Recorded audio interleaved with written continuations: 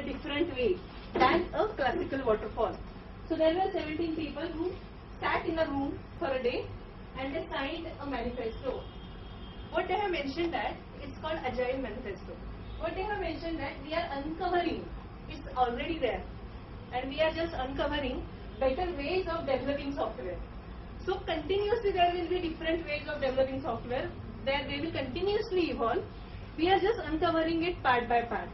And what we believe and what we value, that individuals and interactions have more value over processes and tools.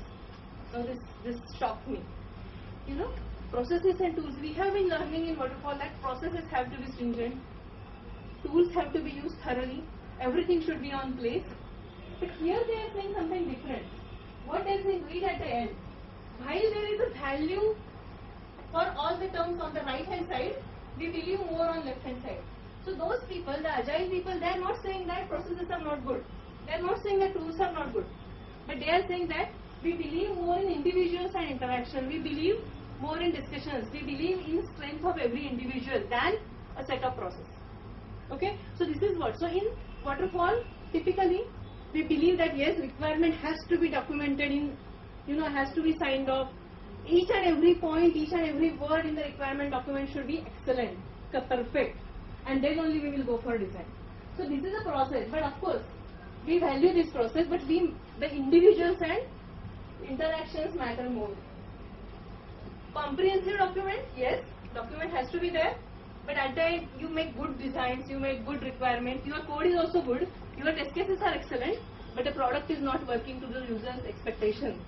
What is its use? So as an agile team, we believe more in working software than documentation. We are not denying the importance of documentation, but working software, something is working is more important for customer.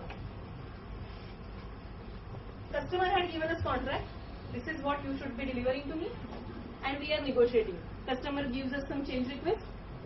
Today, earlier ICICI Bank has given us stay order, and now they want triple layer of password security because now security attacks have increased. We point out to the contract clause number 1, 2, 3. Any change request over baseline requirement will lead to this change management process. Correct? And then we start negotiating with them, this many extra hours, this many extra effort, this technology change, that technology change. And at the end, what is happening? We are stuck up into contract negotiation than making customer happy.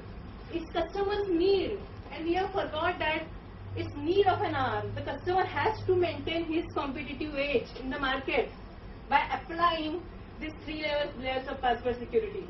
We paid less attention to that. So in Agile, they say that we are believing more into collaborative